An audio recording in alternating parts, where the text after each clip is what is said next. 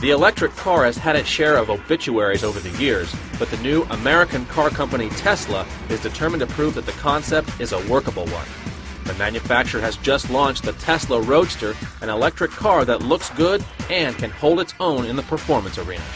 The Tesla Roadster didn't exactly hit the ground running. Its launch was postponed twice because transmissions were breaking. It was a situation that led to a corporate shakeup and spiraling development costs. But thanks to additional funding from private backers and venture capitalists, the sleek Roadster has seen the light of day. With a price tag just shy of the six-figure mark, this Tesla isn't your average green machine. With a maximum range of just 220 miles, it's most viable as a second or third car for weekends and the occasional short commute. The car gets its juice from a battery pack that holds over 6,000 lithium-ion batteries. Each is about a third bigger than a AA battery. Those batteries are linked together in a unique package that incorporates liquid cooling, safety fuses, and power control. It's designed to eliminate what engineers like to call thermal events. The batteries feed 410 volts to the Roadster's air-cooled AC induction motor, which redlines at 13,000 RPM. Make no mistake, though, the Tesla Roadster is indeed an authentic sports car. It's nimble, fast, and responsive. It's also a lot of fun to drive. Turn the key, and you're greeted by the stillness of the electric motor as it patiently awaits your instructions. Depress the accelerator pedal, and there's a slight whine as the motor starts spinning. Then the tires grab, and you're rolling in an eerie rush of wind. The unassisted steering is heavy at low speeds, but the effort lightens up as the pace gets brisker. Acceleration is never a problem since the car offers 248 horsepower and between 205 and 211 pound-feet of torque. We drove the Roadster hard all morning, and when it came time for our official acceleration run, we had only 9 miles of range left in the battery pack. The Tesla's electronics are programmed to kick into a torque-limiting, energy-saving mode with this type of battery drain. We added some juice during a stopover in Tesla's shop, hooked up to the 70-amp, 240-volt home charger unit that comes with each car. Still, we had only 23 miles left on the range meter and a severe case of torque restriction as we began our acceleration run. As a result, the best 0 to 60 that we were able to record was 6 seconds. We learned again that an electric sports car is quickest in the first few minutes that it leaves the garage. It just gets slower after that. So far, Tesla is off to a promising start. Tesla has pre-sold about 900 cars, and it plans to build and sell over 3,000 more in 2009 and 2010. The company has plans to expand production to include other electric vehicles, such as a $50,000 sedan and an even more affordable compact. But much depends on the success of the Roadster. We'll see if Tesla has sold the first 900 or the only. It was founded on the concept that fuel-efficient vehicles can be exciting. So there have been electric cars in the past, and they didn't really catch on like the EV1. We've all heard about it and Who Killed the Electric Car. Right. So how are you guys going to do things differently with this vehicle?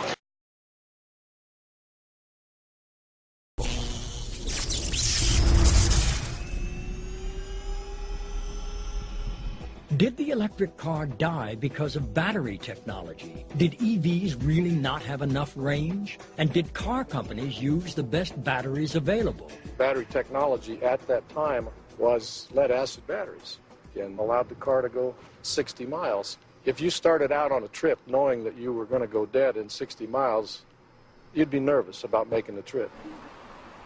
People think that they need a car that will go 300 miles and be able to charge it up or refuel it in 5 minutes. For virtually 90–95% of your driving, you really don't need that. You need a vehicle that will go at least 60 miles or so, and that way your daily commute is covered. For those who wanted greater range from an EV, 100 miles or more, a better battery already existed, developed by a well-known inventor working in Troy, Michigan, about 30 miles from General Motors headquarters. Standing. And Iris Ovshinsky.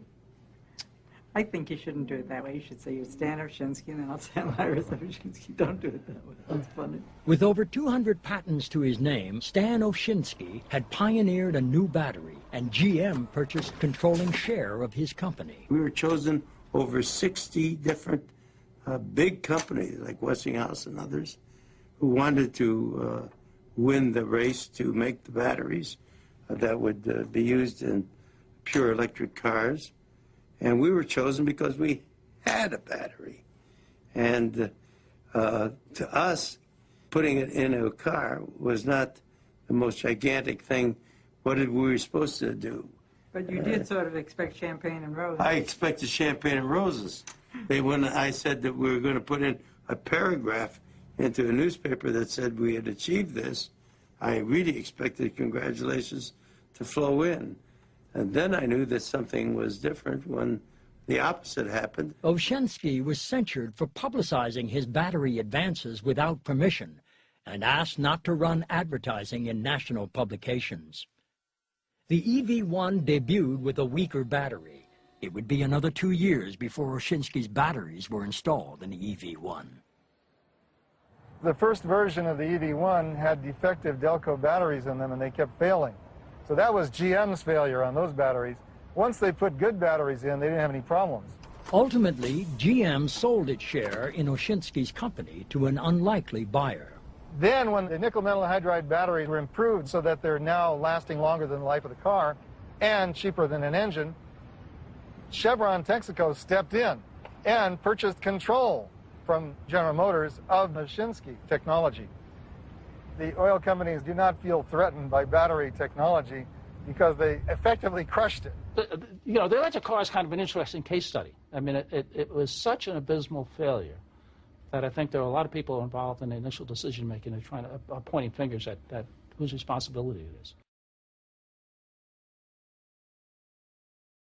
So there have been electric cars in the past, and they didn't really catch on like the EV1. We've all heard about it and who killed the electric car. Right. So how are you guys going to do things differently with this vehicle? Well, for one thing, we're going to sell these cars to people. We're going to make cars that are user-friendly, that can go long distances, and that can be exciting and a lot of fun to drive. So why a sports car first? Why not something a little more every person? Yeah, well, if you look at technology just in general, technology typically starts at the higher end of the product range, just because it's expensive to develop and expensive to manufacture. But more importantly, it tells people that electric vehicles are fun and exciting, and that's the only way you can do it. Do you plan on coming out with a more mass market kind of car in the future too? Yeah, we do. We're currently working on a car that we call White Star. White Star. Yeah, and that's a 4-passenger or 5-passenger four-door sedan. Minivan? No, not a minivan. Not yet, anyway. Well, let's take a look at the home unit and see what people have to install in order to charge their car up. Okay.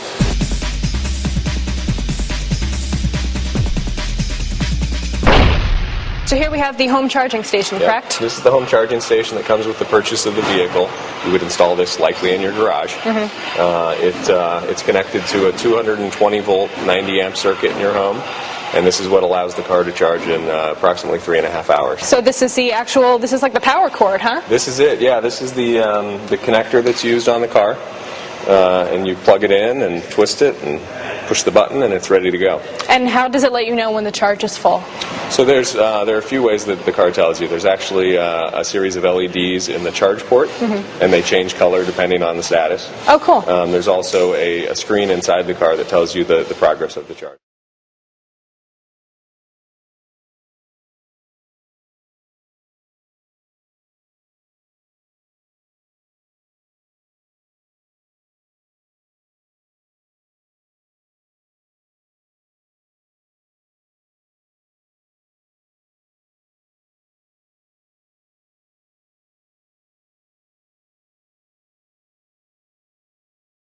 That was unreal. That was so fast. I felt like plastered against the back of my seat. I think we lost the car camera a few times because I was trying to hold on to it, but we were going pretty fast there. That was awesome. Thank you so much for the ride. So, one last question. Do you guys take trade-ins? Jetta, maybe? No? Anything else?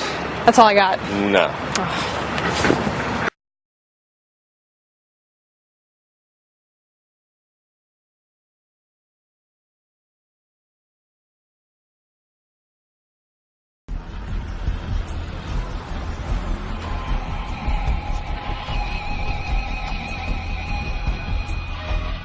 What the oil companies feared is that electric vehicles would become successful 6 years from now. What the automobile companies feared was that they'd be losing money on electric vehicles in the next 6 months.